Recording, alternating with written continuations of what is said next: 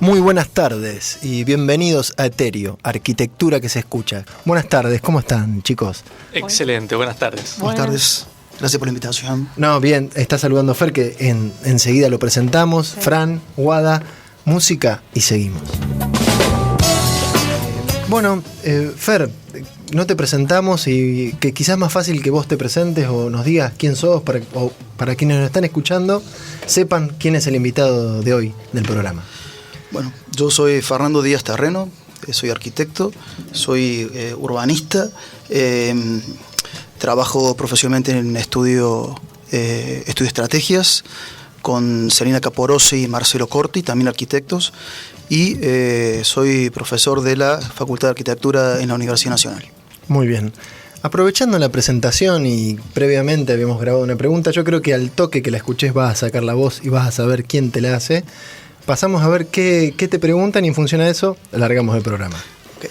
Fer, bueno, me alegro mucho que te estén haciendo una entrevista porque está muy bien que aprovechen toda tu experiencia en temas urbanos y como bien vos sabés, nosotros hemos trabajado mucho la idea de trabajar sobre una integralidad urbana y de poder operar sobre esa idea integral. Y hemos hecho varias cosas al respecto. Que bueno, me interesa saber cómo ha sido esa experiencia en proyecto y si crees que bueno, ha sido efectiva, digamos, como para poder pensar la manera de intervenir la ciudad. Bien, te veo dudando, la sacaste por la voz. Sí. ¿Cómo dice? ¿Se distorsiona la voz? No, sí, puede ser el teléfono. Es Ok. Bueno, sí, es mi colega, digamos, colega en la universidad, colega en el estudio. Una gran amiga, además. Bueno, con Celina hace muchos años que trabajamos las cuestiones urbanas. Aparte de la arquitectura, trabajamos en estudio de estrategia las cuestiones urbanas. Y hace unos años a esta parte se sumó y ha sido una enorme ganancia Marcelo Corti, urbanista de Buenos Aires que trabaja con nosotros. Y que todo el tiempo y todo el día aprendemos de él y de su vasta experiencia en urbanismo, digamos. Bueno, un poco Celina preguntaba sobre las miradas más integrales sobre la ciudad. Bueno, yo creo en realidad que sí, que es una como de las grandes falencias a la hora de pensar la ciudad y de poder observarla, interpretarla y poder incluso operar sobre ellas, ¿no? En general creo que no es que no haya, digamos, estudios en planificación, no es que no haya estudios de ordenamiento, no es que no haya reflexión sobre la ciudad, pero sobre todo de aquellos organismos que pueden hacer cosas, tienen la decisión y pueden realmente transformar la ciudad, hay como una baja mirada integral, ¿no? O sea, tenemos planes de transporte, podemos tener un plan de espacio verde, podemos tener una mirada sobre las normativas, pero en general hay muy pocas, me parece a mí, visiones integrales que reúnan todo esto, estos componentes que hacen a la ciudad en un conjunto que direccione hacia un mismo objetivo, ¿no? Y esto es generalmente tiene que ver, me parece a mí, tiene que ver con varias cuestiones. En primer lugar, porque la planificación urbana, el ordenamiento urbano ha perdido como peso específico, en general, sobre todo en las administraciones públicas. Antes a nadie le cabía duda que había que planificar, y hoy, aunque eso no se diga, eso en la práctica no se corresponde, ¿no? Entonces, esto también ha hecho que de alguna forma las miradas comiencen a ser parciales sobre la ciudad, más que integrales. Y también ha hecho que los equipos técnicos municipales, aquellos que tienen el expertise sobre el conocimiento más específico, también han perdido como fuerza, porque en buena medida creo que también o se los ha desmantelado o se los ha desvalorizado. Entonces esos equipos que eran muy potentes en un momento ya no tienen la misma expresión que tenían antes, ¿no? Entonces las miradas se diluyen sobre la ciudad, ¿no? Se fragmentan, en lugar de tener como miradas mucho más como abarcativas sobre los problemas urbanos. Bien. Qué complejo, ¿no? Esto de que cada vez hay que afrontarlo, digamos, con una mirada más integral, y paralelamente se van produciendo ciertas fragmentaciones, ¿no? O intervenciones más puntuales. ¿Será que el privado, ¿no? El desarrollismo privado tiene algo que ver con esto? No, yo no sé si tiene que ver el desarrollista urbano, no tanto como me parece que son, digamos, las acciones del Estado los que tienen que establecer las reglas de juego y el que no puede perder esa mirada integral sobre la ciudad. El desarrollista urbano es un actor no menor en la ciudad, pero las reglas de juego no las debe ni no las puede establecer el desarrollista urbano, sino que tiene que ser los organismos de gobierno. Bien, yo en realidad, antes que él siga avanzando, porque hay una pregunta que ya es como que está casi contestada, pero como estábamos en tema y se fue disparando por ese lado, que quiero que escuches otro colega, este es un caso, antes de una colega, otro colega te va a hacer una pregunta que tiene que ver justamente con esto que estabas planteando. La escuchamos y seguimos. Okay. Conociéndolo, siendo amigo de Fernando, conozco sus pensamientos y su manera de entender la ciudad, por lo tanto me gustaría preguntarle si él tuviese alguna manera de ser autoridad en una ciudad como Córdoba, una ciudad latinoamericana, ¿qué es lo que pensaría como política de Estado? O sea, ¿cuáles serían los grandes ejes o algunos de los grandes ejes donde él podría pensar en una política de Estado? Bueno, es una respuesta complicadísima. Pero justo como estaba, como venía... complicada, pero de tu talla. No, complicadísima. De todas maneras... yo no sé cuáles tendrían que ser las políticas de Estado y no sé en el lugar que uno podría estar, el lugar de uno en esos lugares, digamos, está muy mediado por digamos, el inmediatismo, ¿no? Yo creo que precisamente por eso, creo que el ejercicio de la política de Estado, fuertemente atravesado por las soluciones más inmediatas, la necesidad de encontrar como soluciones visibles, hay detrás de esto como me parece a mí, como una práctica clientelar, ¿no? de la política, en donde si no hay resultados visibles pareciera que no se hiciera nada, ¿no? Creo que una política de Estado es realmente pensar en la planificación como parte integrante de las acciones que cualquier estamento del Estado tiene que llevar adelante. O sea, cuando antes decíamos que el plan ha perdido como cierta vigencia, ha entrado en crisis, decimos eso. Nadie va a decir hoy que no, nadie va a decir que no hay que planificar, pero en la práctica se planifica poco, ¿no? Entonces hay como una simulación respecto de esto, simulamos como qué, ¿no? Y esto no se condice después con las prácticas de las políticas de Estado. Yo creo que la idea de plan tiene que ser revisitada, tiene que ser revalorizada, ¿no?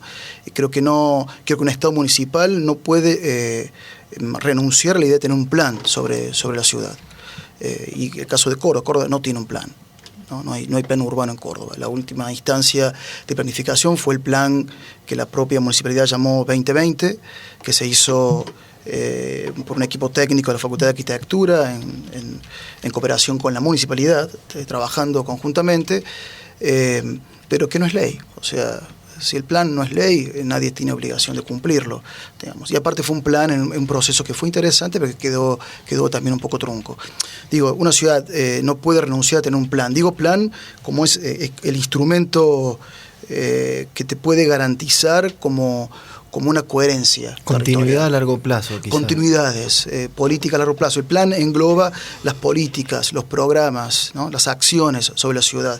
Y da como, y esa mirada, y si es un plan que tiene una mirada integral, da como esos criterios de coherencia urbana que toda ciudad debería tener para pensarse a futuro, ¿no? Si no hay plan, no sé cuál es el instrumento que puede garantizar ciertas coherencias. Bien. Bárbaro, ¿no? Esto de la visibilidad aparente del gobierno de turno, prácticamente pareciera que, sin especificar ninguno, ¿no? Sin hacer alusión a ninguno en particular, que las políticas y que los planos son más bien partidarios que de estados, y teniendo en cuenta los proyectos o los planes urbanos que son a largo plazo, ¿sí? No son de una corta ejecución, realmente se torna difícil poder concluirlos, ¿no? Poderlos mantener en el tiempo y que realmente sea un plan de Estado, que sea una política de Estado. Bueno, que yo creo que no hay políticas de Estado tan claras respecto a estos temas, ¿no?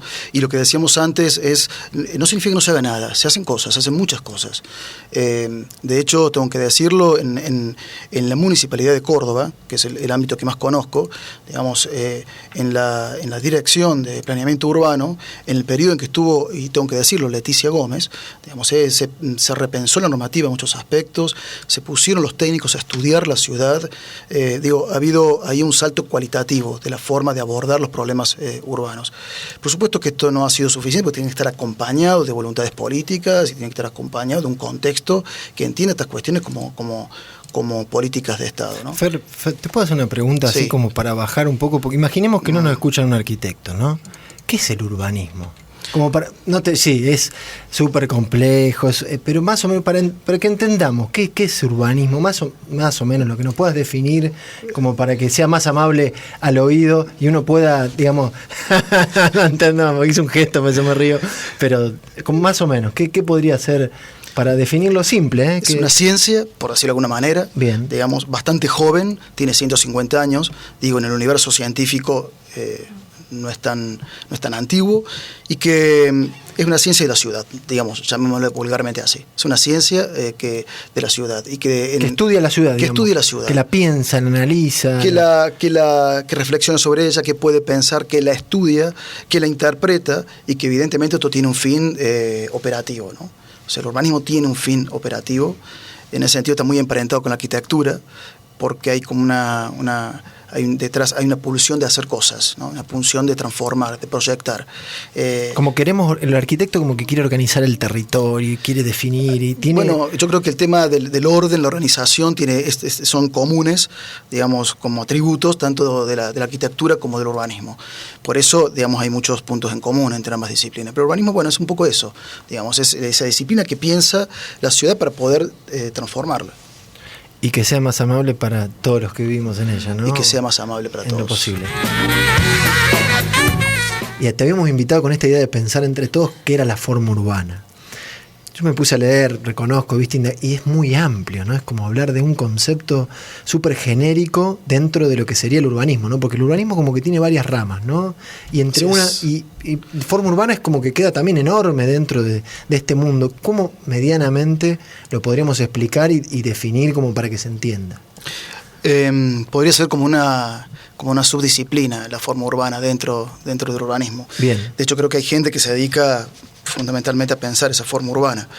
A mí me parece que se la puede ver de muchas maneras, ¿no? Uno podría decir simplemente es la morfología de la ciudad, la forma, las tres dimensiones, digamos, el producto, digamos, del parcelario de la ciudad con la ocupación, la edificación que tiene arriba y esa visión o ese resultado final que da esa mezcla de componentes, la parcela más la edificación.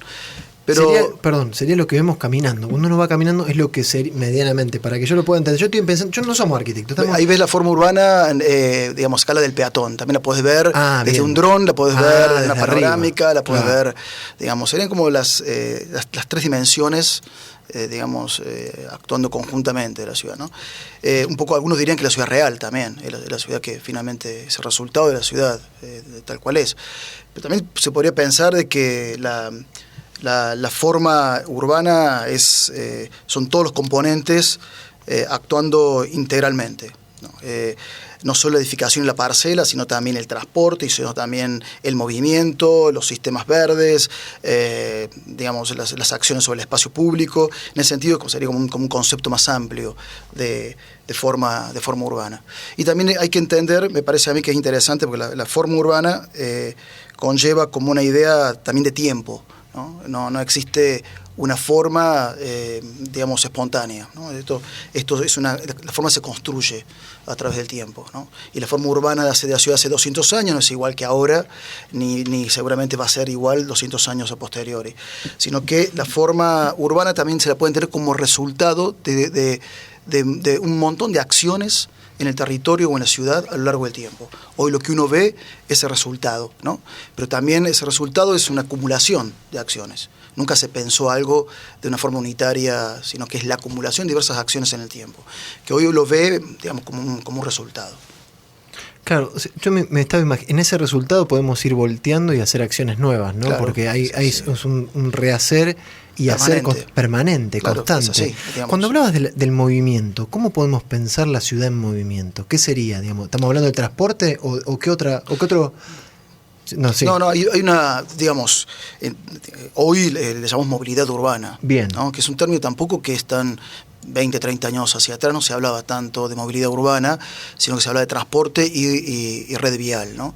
Hoy el término transporte y red vial, los conceptos estos componentes de la ciudad están presentes, pero se lo suelen englobar dentro de lo que se llama movilidad urbana, que es todo aquello que hace el movimiento en la ciudad. La ciudad no es algo estático, la ciudad es algo, digamos, hay elementos que son estáticos, evidentemente, pero la urbanidad requiere de movimientos, de fricciones, de entrecruzamientos.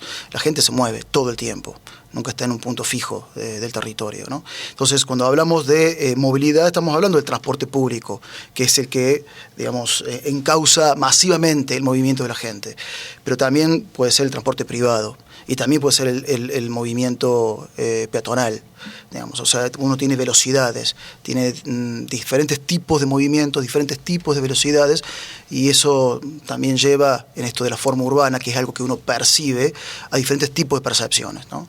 No es lo mismo andar en un tren de alta velocidad que andar en una bicicleta. Claro, espacio-tiempo, ¿no? Espacio-tiempo. Es como, claro, va transitando.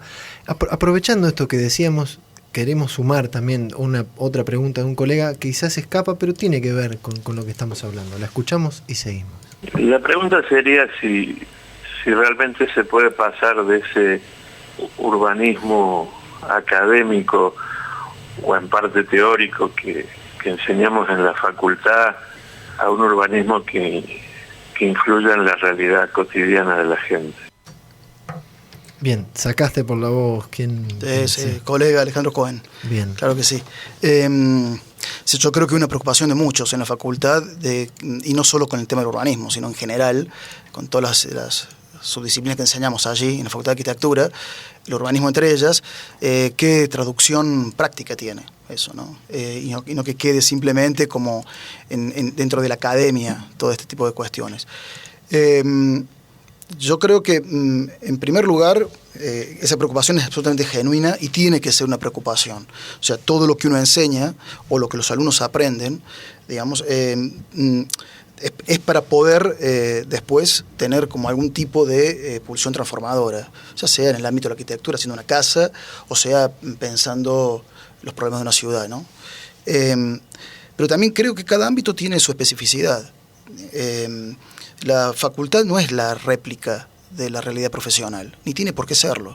Digamos, es un ámbito que tiene sus propias reglas de juego, sus lógicas, y evidentemente, digamos, uno allí, digamos, los prácticos, lo que se enseña, lo que se aprende, está dentro, tiene ciertas licencias, ¿no? Que después posiblemente en la vida profesional esto se ve mucho más recortado, más coartado por, digamos, las imposiciones de la realidad. Yo creo que esas imposiciones no se pueden trasladar automáticamente a la enseñanza de la arquitectura, sino que digamos, es necesario tomarnos esas licencias en el ámbito académico precisamente para que los alumnos y todos podamos pensar más allá de esos límites más evidentes, ¿no? Si no, uno se está autolimitando fuertemente. Si uno se autolimita, limitas, digamos, las imágenes de futuro que uno puede tener, sobre todo cuando hablamos de ciudad. Pero sí creo que uno... digamos, una forma de establecer una relación más fluida entre lo que enseñamos y la realidad es precisamente trabajar sobre la realidad, ¿no? O sea, no que la realidad sea... Ir al territorio, claro. Ir al territorio. Yo creo que el urbanismo, y hablo ya más específicamente de eso porque es una de las asignaturas que yo que estoy a cargo en la facultad, el urbanismo durante mucho tiempo tuvo una mirada sobre la ciudad y el territorio altamente abstracta, ¿no? Era, para decirlo, una cartografía con colores, con zonas, pero entre eso y el territorio real las distancias eran enormes, ¿no? O sea, yo creo que estamos haciendo como ciertos intentos desde algunas cátedras y varios de nosotros, colegas de la facultad, digamos, intentar entender al urbanismo y, mejor dicho, al territorio de la ciudad como no la realidad, pero sí tratar de entender los componentes más concretos de esa realidad. Es decir, digamos, entender el espacio, la dimensión física, poder reconocer cuáles son las cualidades, los atributos de ese espacio, poder reconocer las huellas territoriales, poder reconocer, digamos, la forma del territorio, y eso es tratar de tomar distancia de la abstracción del urbanismo, sino intentar como recomponer una realidad física, realidad física real, parece redundante, ¿no? Pero creo que vale la pena insistir con eso, una realidad física real, donde el territorio es un montón de cosas que hace falta cartografiarlas, reconocerlas para poder operar sobre ellas. Sobre un plano de manchas es muy difícil operar. Sobre una cartografía que expresa esa realidad territorial dentro de los términos de cartografía es mucho más, uno tiene una imagen del territorio mucho más transformable, si se quiere. Bien. No, yo empezaba a operar y ahí ya me siento operar, transformar, accionar. Sí, de una forma me venía el médico, el instinto, no te imaginabas con delantal. Yo estaba cortando no sé si ya en bueno. la sierra y metía un corte, pero en la sangre tengo terror, miedo. Pero Frank, ibas a preguntar. No, me llamaba la atención esto de tanta complejidad. Dos situaciones, dos cosas. Uno, si el urbanismo es o debe ser pensado únicamente por urbanistas y arquitectos, y otra es si la universidad, más allá de la relación docente y alumno docente y el trabajo que tiene de por sí el alumno, podría o debería tener más implicancia en la toma de decisiones que se toman en la ciudad, pensando esto como agentes, digamos, pensadores de la ciudad, del territorio en sí. No, yo creo que hay diferentes niveles de donde se puede pensar la ciudad. Digo, más que hablar del urbanismo, por ahí, en este caso, conviene hablar de la ciudad, ¿no? Y de hecho, puede haber como evidentemente puede haber un pensamiento más de una expertise, si uno quiere, ¿no? Pero a ver, la ciudad la hacemos todos. ¿Qué es expertise? Porque yo no sé qué es. El experto, ¿no? La expertitud, para traducirla, ¿no? Bien. O sea, digamos, hay una mirada que es esa mirada más formada, digamos, técnicamente formada, disciplinariamente formada. Pero a ver, la ciudad la hacemos entre todos. O sea, de hecho, digamos, en los últimos años el valor y la presencia que han ido adquiriendo los colectivos sociales en pensar la ciudad ha sido tremendamente fructífero, incluso con los fracasos que ha conllevado muchas de esas acciones. Digo, el Estado muchas veces no ha acusado recibo de esa demanda social, pero sin embargo está muy bien que esa demanda social exista y está muy bien que esa demanda social se desarrolle. Estoy pensando, por ejemplo, en organizaciones que están peleando porque las Sierras Chicas sea un ámbito planificado y no sea un ámbito que todos los años se inunde, por ejemplo. Y eso es, cuando aparece un pensamiento sobre las Sierras Chicas del Estado, muchas veces es porque está generado en realidad por colectivos sociales que no tienen que ver con el Estado. En ese sentido, digamos, el pensamiento sobre la ciudad es transversal, aparece desde múltiples lugares. Para poner dos situaciones extremas, desde el experto al habitante urbano que sufre día a día, digamos, lo que la planificación no provee. Sí. No quería acotar. Y en el medio, ahí es donde sería bueno que ingresara las políticas de Estado, digamos, que se pudieran traducir estas exigencias o estos pedidos de la sociedad civil y que el Estado pudiera, digamos, menguar entre eso, ¿no? En realidad, me parece que esas demandas de la sociedad civil aparecen porque el Estado también un poco se ha retirado de pensar el territorio, ¿no?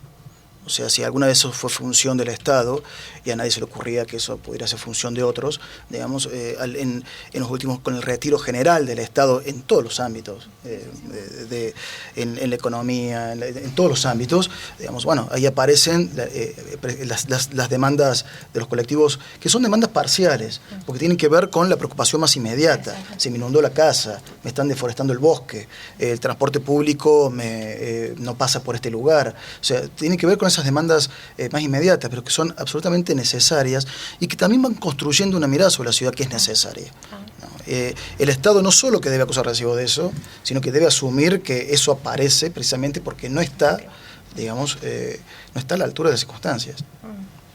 Bien, antes de pasar al siguiente tema de música, te mando un saludo acá, Santiago, dice, te mando un abrazo enorme, así que acá también le mandamos un saludo, está escuchando.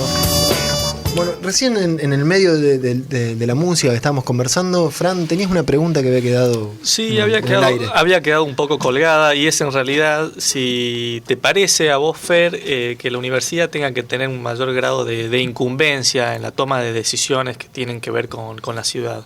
Y ahora abro un poco más la pregunta, y cuando me refiero a la universidad no me estoy refiriendo específicamente a la Facultad de Arquitectura y de Urbanismo, sino también quizá la Facultad de Sociología, de Antropología, de Geografía, que también tienen incumbencias en los estudios de la ciudad. Digamos, la universidad en general, digamos. Sí, yo creo, absolutamente, estoy de acuerdo con eso.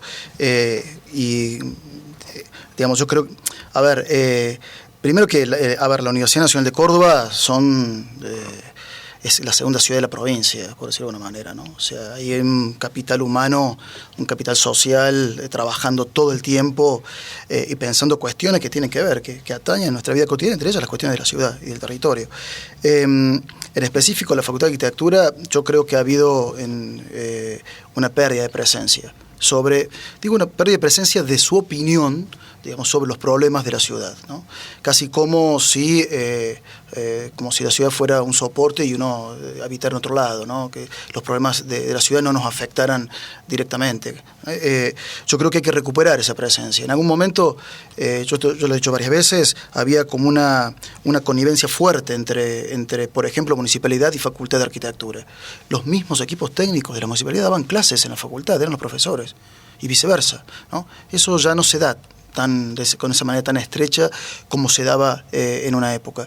Pero eso hacía que lo que se pensaba en la universidad, digamos, tuviera como una traducción práctica, ¿no? Entonces, de alguna forma se podría decir que había como todo lo que la Facultad de Arquitectura como usina de pensamiento sobre la ciudad tenía como una traducción en los estudios urbanos, en los planes urbanos de la época, en el rediseño normativa, etcétera, etcétera, ¿no? Esto ya no se produce de una manera tan directa como se produjo durante varias décadas. Esa relación entre municipalidad y Facultad de Arquitectura. Sí, la facultad tiene que volver a tener una presencia en la ciudad, la universidad en general y la facultad en particular, porque los problemas urbanos se han agudizado. Los problemas urbanos esta ciudad se ha vuelto mucho menos amable de lo que podría haber sido en otras épocas, y porque paradójicamente la facultad ha retirado opinión, ha retirado pensamiento crítico sobre esos fenómenos, ¿no? En un momento de mayor necesidad de una mirada, digamos, es cuando la facultad la retira. Bueno, habría que pensar un poco más por qué esas cosas suceden, pero creo que hay que recuperar una presencia crítica respecto a lo que pasa. Excelente, comparto totalmente. Y aprovecho para preguntarte esto, ¿a qué te referís cuando hablas de problemas urbanos? Los problemas que todos conocemos. En primer lugar, digamos, la suma de problemas. Córdoba tiene un cúmulo de problemas que son comunes a muchas ciudades, que tienen que ver con la ciudad extendida, que tienen que ver con los problemas del transporte, que tienen que ver con las deseconomías urbanas. Perdón que te interrumpa, ¿qué tiene que ver con la ciudad extendida? Te vamos a bajar quizá una situación que tiene más que ver con nuestra ciudad, que Carlos Paz, ¿no? que es la que donde alberga este programa. Y estamos enfrente de una situación que se avecina, donde vamos a triplicar el ejido, ¿no? O sea, son 3 veces el ejido que tenemos. Nos cuesta muchísimo, y me hago cargo también, como ciudadano, no como arquitecto, sino como ciudadano, nos cuesta mucho resolver el ejido que tenemos y lo vamos a triplicar. En esto de extenderse, una ciudad que se extiende, ¿cómo empieza a interactuar esto de la infraestructura, el urbanismo? ¿Cómo podemos pensar una ciudad extendida? ¿Funciona? Más que si funciona o no funciona, cuáles son esa decisión de ampliar ejido, bien, con qué otras medidas van a ir acompañadas, ¿no? Yo creo que ampliar el ejido o el radio municipal, digamos, de una ciudad no es ni en sí mismo algo malo ni bueno, sino en qué contexto eso se hace y con qué medidas se va a acompañar. Esto, digamos, a veces sirve para solucionar un problema que de hecho se da. Por ejemplo, el caso particular de Carlos Paz no lo conozco en detalle, pero sí entiendo que hay un montón de pequeños centros urbanos en torno a Carlos Paz que funcionan conjuntamente con Carlos Paz. O hay un montón de porciones ocupadas, fragmentos urbanizados en torno a Carlos Paz, que de hecho funcionan conjuntamente con Carlos Paz, pero que seguramente no están dentro de ningún radio municipal. Sí, serían las comunas del sur, Hecho Cruz, San Antonio, Cuesta Blanca, que tienen esa con algunas, o sea, se une la mancha. Pero son comunas. Quizás haya fragmentos urbanos que no son comunas, que sin embargo Carlos Paz de hecho le tiene que dar servicio. Absorber, claro. Sí, entonces, hay unos country que sucede. Digamos, la definición de un radio municipal es como que regulariza una situación que en la práctica se da, pero que necesita un marco legal. Ahora, digamos, eso sería como una cuestión, bueno, está muy bien en ese caso, no sé qué pasa en Carlos Paz exactamente, pero digo, sí, hay un poco de eso, hay un poco de eso también. Ahora, por otra parte, que hay como una tendencia de los municipios, sobre todo los municipios pequeños, que no es exactamente el caso de Carlos Paz, pero sí de muchos municipios pequeños de la provincia, de ampliar el radio municipal, porque, bueno, a ver, es más suelo disponible para ocupar y en muchos casos, digamos, promover la erradicación de urbanizaciones para que tributen, digamos, en el municipio, básicamente para que ingresen fondos. Esto muchas veces es una trampa también, porque la ampliación del radio municipal también, digamos, va aparejado de una obligación del municipio de proveer servicios, digamos, a toda esa área ahora ya incorporada dentro de ese radio, ¿no? En ese sentido, digamos, se lo puede ver como muy atractivo para muchos gobiernos municipales o para algunas comunas, ¿no?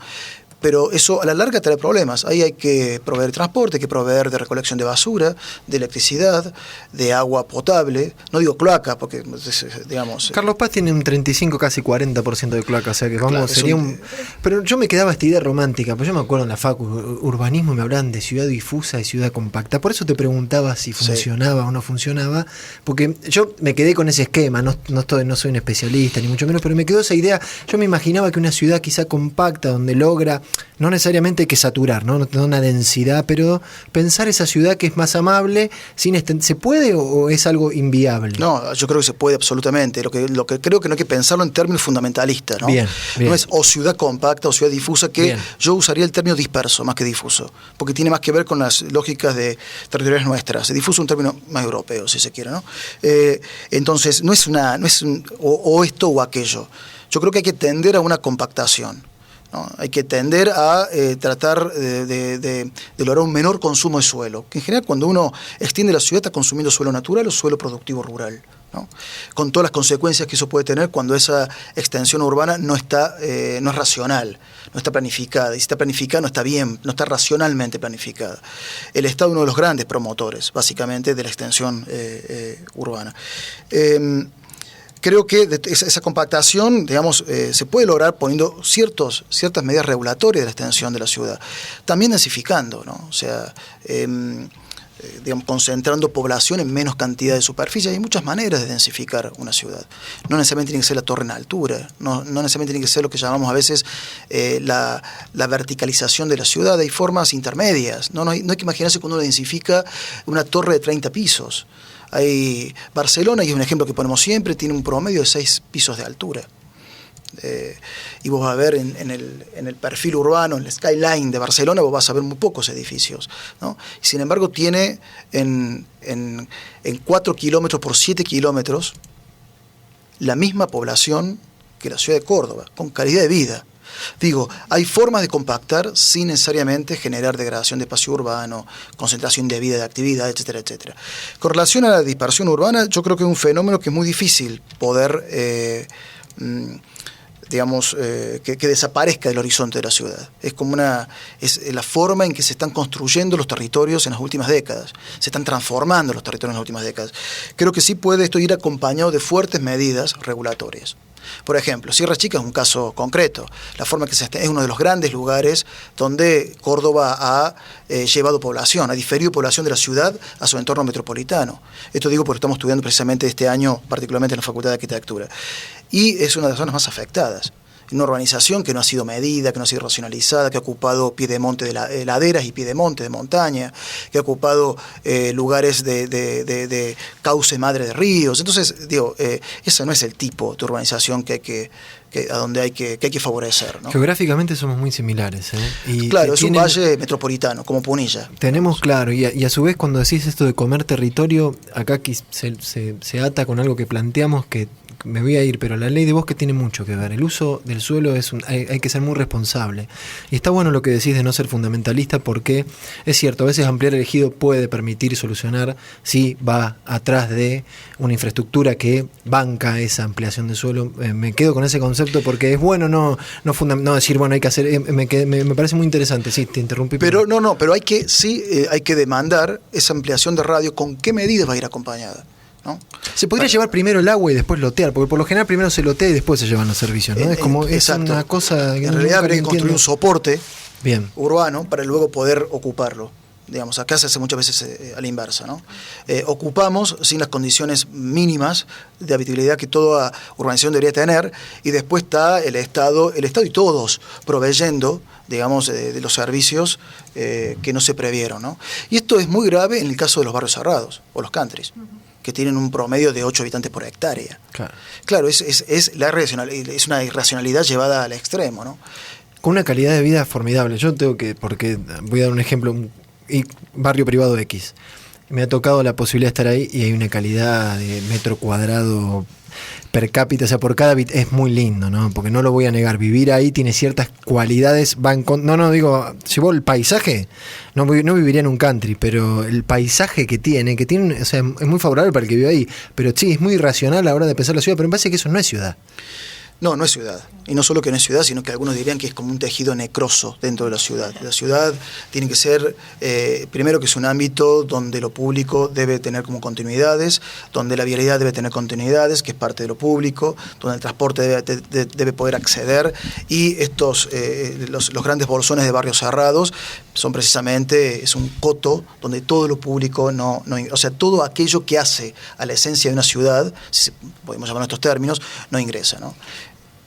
Creo que ahí viene a colación esto que hablamos hace rato, de que quizás el Estado se ha corrido en algunos casos, entonces ha permitido que se puedan crear estos espacios cerrados, ofreciendo más seguridad, ofreciendo una calidad de vida fuera del ámbito de lo urbano. Sí, yo creo que son fenómenos, el barrio cerrado es un fenómeno, por un lado, anglosajón-americano, desde hace muchas décadas, y latinoamericano. En Europa, este tipo de formaciones urbanas o de urbanizaciones no es habitual encontrarlas, ¿no? Donde hay una cultura del territorio mucho más asentada, y donde el Estado, más allá de los retrocesos que a nivel mundial puede haber producido la caída del estado de bienestar a partir de los años 70, tiene todavía como un rol fundamental, digamos, en la regulación de la ciudad. Pero yo no digo que haya que eliminar los countries. Lo que yo digo es que hay que racionalizar. Un uso más democrático del suelo, quizás. Y hay un tema también cuantitativo. O sea, digamos, el consumo de suelo de un country son barrios y barrios y barrios de la ciudad, ¿no?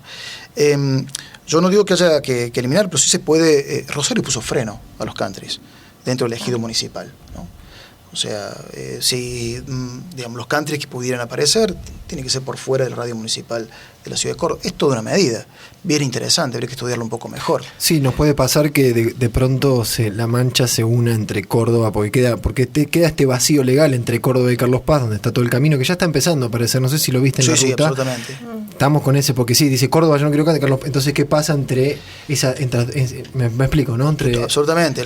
Lo que garantiza todavía que no haya sucedido eso es la reserva natural en las tierras militares, claro, digamos, ¿no? En los predios militares. Pero si eso no existiere, la presión inmobiliaria, en connivencia con las regulaciones del Estado, porque, totalmente, digamos, el Estado ha favorecido, o sea, para que haya un country, una organización residencial especial, URE se llama, son regulaciones del Estado que permiten eso, ¿no? Entonces es un Estado que entiende que es una forma de construir ciudad, pero eso es exactamente lo contrario quizás a los conceptos más básicos de lo que es una ciudad. Son pequeñas torres de Babel. Pero aparte, mira, uno va, no sé qué pasa en Carlos Paz, pero en Córdoba vos vas a encontrar los barrios tradicionales de Córdoba, del primer anillo y segundo anillo de la ciudad. Vas a encontrar con una capacidad vial, con un arbolado urbano, digo, una acumulación de voluntades hechas sobre la ciudad a lo largo de los años que han dejado esos tejidos muy consolidados de la ciudad, que en muchos casos degradados, pero que pueden ser recuperados. No, se piensa más una ciudad nueva, por fuera de esos límites, de esos barrios tradicionales, en lugar de invertir en ese capital que ya existe en la ciudad, ¿no? Digamos, y que todavía tiene una potencialidad tremenda.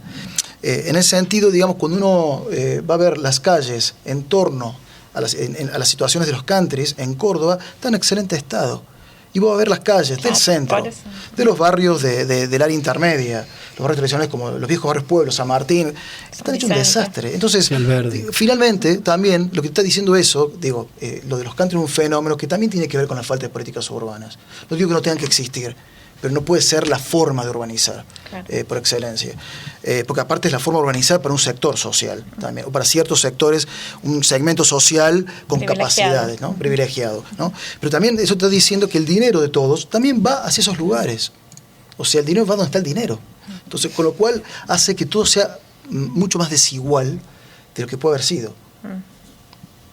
Y teniendo en cuenta, claro, que por más que sean espacios que no hacen ciudad, porque no hay una fricción social, no hay una continuidad del transporte público y demás, como vos bien lo explicaste hace rato, el municipio debe hacerse cargo, ¿no es cierto?, de lo que le compete. O sea, las infraestructuras también deben poder llegar hasta ese country, hasta ese espacio de ciudad que no es ciudad o que no aporta a la ciudad. El municipio tiene la obligación de proveer servicios. Y cuando decimos municipio somos todos, ¿no? Yo acá, para aclarar, no se trata de demonizar a la gente que vive en countries, ¿no?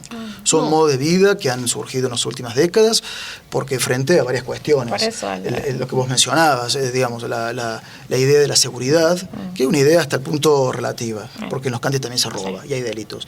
La idea, digamos, de vivir en una especie de universo, yo creo, un poco ficticio, pensando que esto puede ser una ciudad, no lo es. Digamos, la ciudad es eso que, bueno, es otra cosa. Lo que está afuera. Lo que está afuera, digamos, con las cosas buenas y las cosas malas que tiene la ciudad, y con ciertos imaginarios de la vida natural, el paisaje. Claro, yo sí tenía ese, porque a mí me quedó esa, no quiero decir nombre, pero era pero esos son imaginarios construidos también artificialmente, eso también hay que entenderlo. Yo el conejo lo vi caminar así, viste, vi una liebre, ¿no? Entonces me quedó esa no digo que no existan, lo que digo que hay como lo que se crea es el deseo de eso, claro, hay una construcción del deseo de vivir en esos entornos, ¿no? Pensando que es un tipo de vida, pero claro, primero que una ciudad es un colectivo, hay que pensarla para todos, no para unos pocos. Y en segundo lugar, hay que pensar, yo conozco mucha gente que ha ido a vivir, digamos, a los country en el entorno metropolitano y ha terminado pegando la vuelta a la ciudad, porque después hay que estar una hora o una hora y media arriba de un auto, yendo y viniendo, ¿no? En fin, tiene sus pros y sus contras, supongo, incluso para esos mismos imaginarios. Pero creo que es un deseo que también se construye. Y se construye también desde una idea de marketing también, donde, digamos, la inversión inmobiliaria también construye mucho de estos imaginarios. Quería hacer una acotación a esto de las desigualdades porque en el día de ayer me llegó la información de que en contraposición, ¿no?, de lo que hablamos de los countries, en el barrio Comechingones de Cuesta Blanca, en donde hay personas que tienen sus terrenos con una serie de inclemencias, no sé cómo llamarlas, pero que no estén escriturados. En el día de ayer a una de las vecinas le derrumbaron la casa, le demolieron la casa y está durmiendo en la calle. Bueno, en la calle asistido por todos los vecinos. Pero hablo de esto, ¿no?, que hay frente a un estado en donde está creando nuevas urbes, nuevos entornos. Hay otros familias de muchos más bajos recursos que bueno, que están apelando a estas necesidades. Estas formas, sí, estas formas de poder tener su terreno, de poder construir su casa, casas que son, si bien son precarias, han sido hechas con mucho esfuerzo. Exactamente. Sí, bueno, es el fenómeno de las tomas de tierras. Uh-huh. Que evidentemente, a ver, yo creo que o sea, tampoco se puede decir que uno tiene que estar a favor 100% de las tomas de tierras, seguro. Porque hay casos y casos, pero evidentemente lo que está evidenciando que hay un problema que no se está solucionando, ¿no? Entonces hay un segmento de la población que no le queda otra, digamos, que hacer ocupación ilegal de la tierra para poder tener un hábitat, para poder construir su propia vivienda, su hábitat, su propio barrio. Esto es un problema grave, digamos. Sí. Y considero yo que es un problema que nos compete a todos. Sí.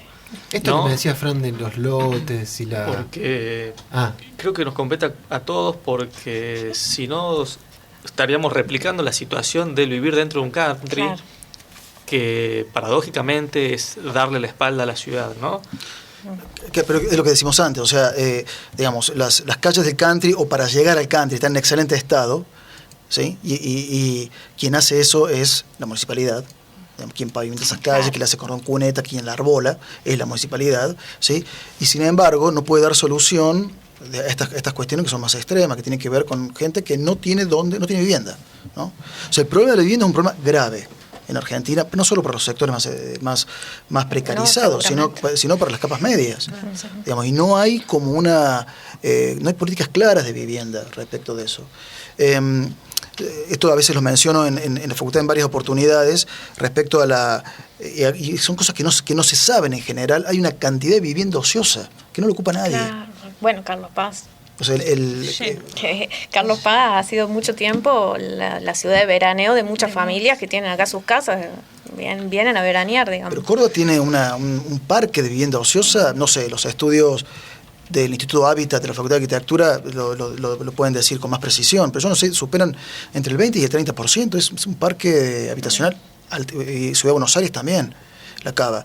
O sea, pero ¿qué haces con esa vivienda que no lo ocupa nadie? O sea, ¿por qué, digamos, esa vivienda, el Estado no puede tomar alguna medida respecto de eso? No se ocupa porque se está especulando con esa parcela y ese suelo para ver qué pasa a futuro, para ver qué ganancias se pueden obtener. O sea, se está especulando. Digamos, no se ocupa porque hay problemas de tenencia y problemas legales que hay que resolver. Que el Estado, si las familias no lo pueden, los propietarios no pueden resolver, el Estado tiene que tomar cartas en el asunto. Y digo esto porque parece ser que te estás metiendo con la propiedad privada y los planteos de uno son, no sé. Pero esto, a ver, en Francia, en Alemania, en Inglaterra, no existe la posibilidad de una vivienda que no esté ocupada en lugares estratégicos de la ciudad un año. No existe. O sea, cuando eso ocurre, el Estado comienza a tomar carta en el asunto. Y esa vivienda, si sigue en ese estado, digamos, el Estado, por ejemplo en Francia, la ingresa al mercado del alquiler, de una u otra forma, ¿sí? O comienza, o integra, digamos, lo que se llaman las viviendas subsidiadas, para que aquella población que no tiene vivienda pueda ocuparlas a un precio de alquiler bajo. Digo, se hace algo con eso. A ver, ¿qué quiero decir con esto? ¿Por qué no puede haber una vivienda ociosa? Porque esa vivienda tiene un árbol al frente, tiene una vereda que la barre todos los días el barrendero, tiene una calle, tiene cloaca, tiene gas, y no lo ocupa nadie. Entonces es un despropósito. Digamos, la vivienda no va sola, la vivienda será la parcela y será de un propietario privado, pero quien alimenta y que le da calidad a esa parcela y a los que está ocupando esa parcela somos todos. Entonces no podés tener ese parque ocioso cuando hay gente que no tiene dónde vivir. Y esto involucra a las clases medias. Claro. O sea, no es solo un problema de gente que toma tierras. No, seguro.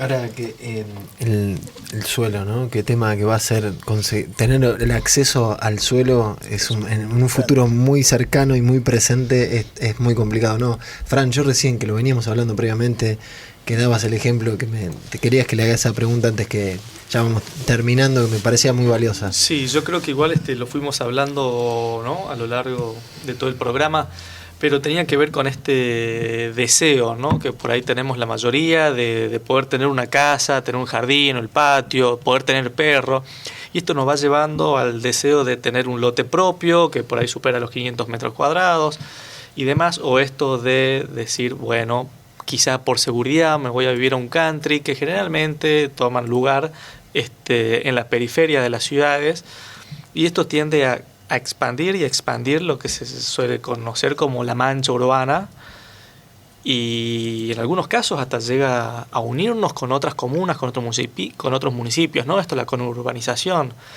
Esto, entiendo yo, es un problema, ¿no? Al menos desde el punto de vista, desde las infraestructuras, desde el gasto, ¿no? que genera al municipio. Es un problema cuando no tiene regulaciones. Digamos, a ver, es lo que decíamos antes, la extensión desmedida e irracional, que no solo a través de countries, el Estado también la promueve a través de planes de vivienda, ¿no? Sí. En muchos casos planes de vivienda que no están ni conurbados a la ciudad, están arrojados en el medio territorio sin los servicios mínimos. Tenemos algunos ejemplos. Hay Córdoba, muchos ¿no? ejemplos en Córdoba. En ese caso te diré que ha habido un enorme retroceso respecto al pensamiento sobre el plan sobre la vivienda social en Argentina en general, ¿no? En Córdoba en particular. Pero sí, si esto no está acompañado de ciertas regulaciones y garantías de ciertas calidades, es un problema para todos. O sea, no hay transporte público que pueda ser solventado, más allá que en el resto del mundo el transporte público está subsidiado. Digamos, eso es una realidad. Digamos, en Londres, en Nueva York, entonces, o sea, el transporte público está subsidiado por el Estado. Pero más allá de eso, no hay transporte público que pueda como sostener cierta economía y funcionamiento cuando, y esto lo decimos siempre, se lo decimos a los alumnos, cuando en su recorrido recoge una persona cada 4 kilómetros. En ese sentido, digamos, no hay forma de sostener, y esto pasa con la cloaca, porque alguien paga eso, ¿no? Cuando decimos lo paga el Estado, en realidad lo paga la contribución de todos. Entonces hay un problema de deseconomía urbana, de antieconomía, y claro, la ciudad alargada, como dicen algunos, dispersa, extendida, bueno, hay que resolverlo de alguna manera, ¿no? Porque si no se vuelve como insustentable desde el punto de vista económico. No solo económico, también ambiental y también desde el punto de vista social, ¿no? Bien. Creo yo sin desperdicios. No, un lujo. Fer, te agradecemos la presencia, la llegada acá a Carlos Paz. Sabemos que viajaste, así que ya de una, gracias. Espero que hayas estado gracias a cómodo. ustedes de la invitación.